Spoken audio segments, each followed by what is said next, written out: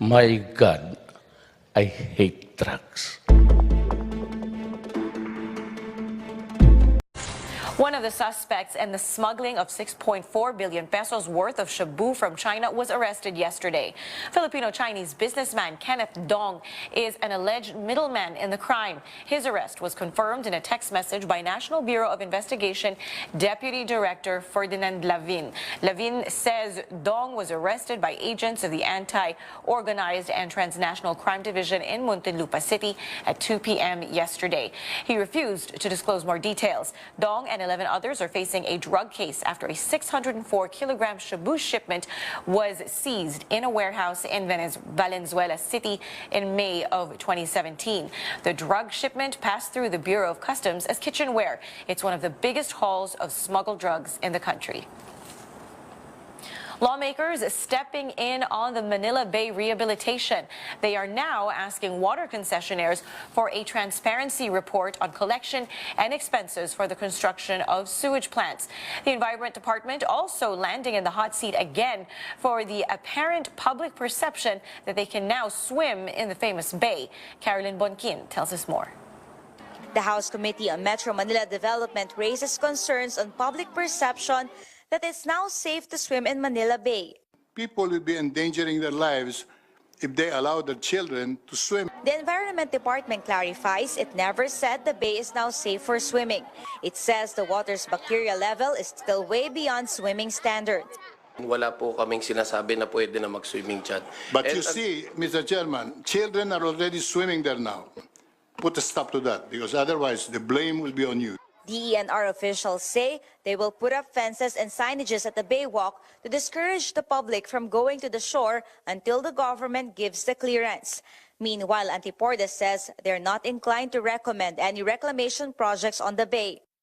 In a resolution filed last week, representatives of cause-oriented groups Anak Pawis, Kabataan, Gabriela, Bayan Muna, and ACT teachers asked DENR to reject 43 proposed reclamation projects that will displace thousands of fishermen and poor people, and it caused damage to the environment. It will be awkward for the DNR to talk in behalf of our economies in the country, but they're considering the economic impact of this said project. But if we talk about the environmental impact, of course, we are not that in favor of the reclamation. We can always find other means of earning income, but we will never find an alternative to the environment. Buhay Party List Representative Lito Atienza also grills water concessionaires for their supposed failure to have all their customers connected to a sewerage system for the past 20 years.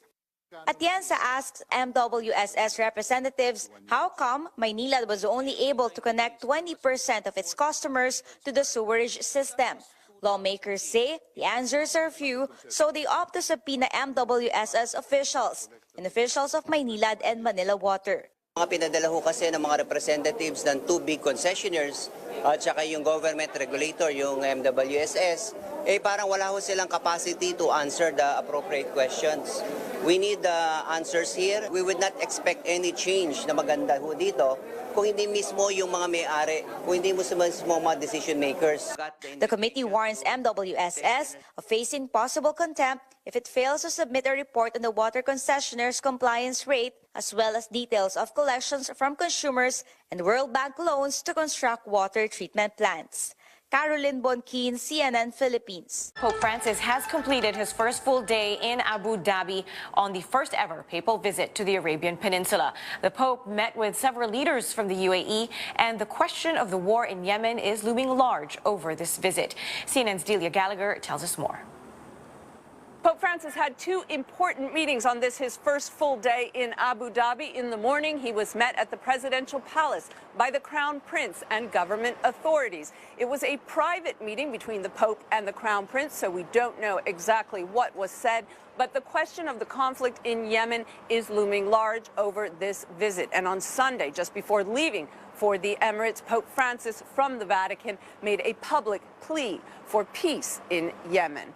And Yemen was also on Pope Francis's mind in the afternoon in his first full public speech given to an interreligious meeting of Jewish, Christian, and Muslim leaders in the region when he mentioned the conflicts in Yemen, Libya, Syria, and Iraq, and he called upon the world's leaders to reject the logic, he said, of armed power, armed borders, and the raising of walls.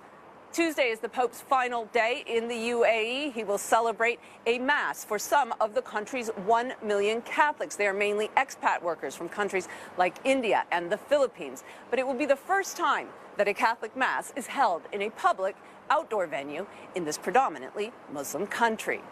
Delia Gallagher, CNN, Abu Dhabi.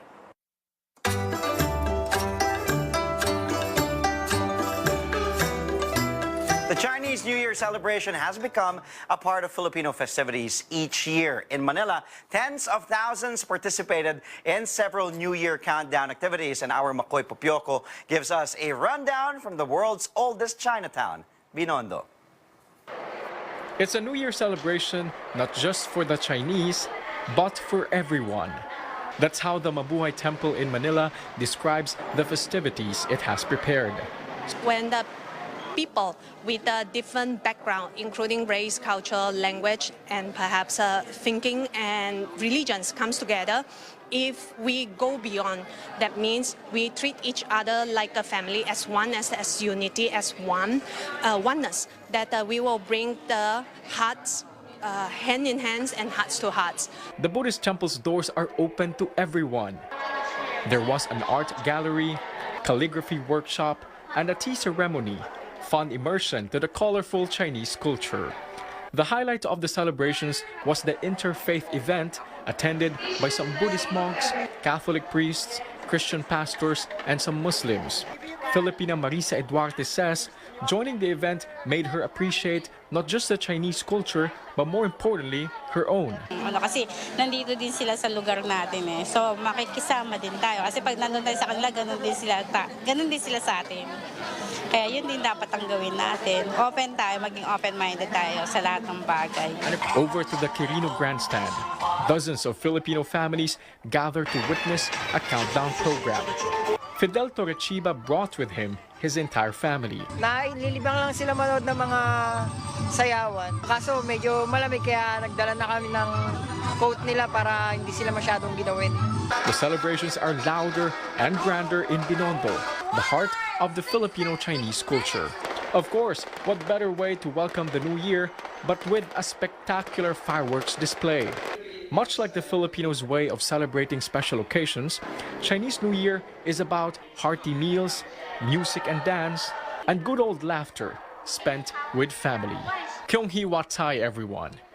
Proposals to help ease travel for some people moving forward in Congress. The House of Representatives approves on third and final reading a bill that will grant students a 20% discount for land, sea, and air travel. Students in all levels can avail of discounted fares even on weekends and holidays, provided they present a valid identification card. Oh, I like that. Okay. Great news on that. And the House also approved on third and final reading a bill allowing and regulating the use of motorcycles as public utility vehicles under the proposal that the LTFRB will be in charge of setting fares and routes of motorcycles for hire. Meantime, the Land Transportation Office will be responsible for setting motorcycle roadworthiness guidelines and the qualification of drivers. So what do you guys think? I think it's a win-win for everyone. I like the discounts for students. That means our kids can get discounts. Show their IDs, bring their valid ID. That's amazing. So we have already our senior citizens that have already their continuous Now you have the discount, and the student kids are discount. just waiting for ours. The ones in between to Where do we find qualify? somewhere. But yeah, again, the bill on student fare discount, that's really, as we all will know, always help. diba, as a student, dahil mong iniisip, your tuition fee, your school actually- materials. So that will also help for you if you're a student. You have discounts. It also travel helps, discounts like, as you well. know, big families like ourselves when we do travel. I mean, having 5 kids, it's nice that I can have Nakakatulong. 20% discount. Yeah, malaking tulong kaya yan. Now, regarding the motorcycles, I think a lot of commuters will be happy about this because there was such huge uproar when Angkas had to stop operations. Yes, right? and it also helps, especially for people, motorists who want to, take the motorcycle, especially with the traffic going on. It's more convenient for them. It also saves a lot of time for them traveling from one place to another. It's exactly 6:30. Good morning and welcome back. I'm Ria Tanwat Cotrillo. Our top stories. Sulu police explaining why they haven't presented to the media the key suspect in the deadly Jolo bombings. Senior Superintendent Pablo Labra tells CNN Philippines they can't present alias Kama yet because of ongoing operations in Jolo. Alias Kama and 4 other suspects surrendered to authorities over the weekend. They are now facing cases of multiple murder, frustrated murder, and damage to property before the Sulu Provincial Prosecutor's Office. The prosecutor has terminated inquest proceedings, which means the case has been submitted for resolution. National Police Chief Director General Oscar Albayalde says they are still hunting down at least 14 others supposedly involved in the bombings. The attack killed 23 people and injured more than 100 others. Meantime, proposals to help ease travel for some people moving forward in Congress. The House of Representatives approves on third and final reading a bill that will grant students a 20% discount for land, sea, and air travel. Students in all levels can avail of discounted fares even on weekends and holidays, provided they present a valid identification card. The House also approved on third and final reading a bill allowing and regulating the use of motorcycles as public utility vehicles.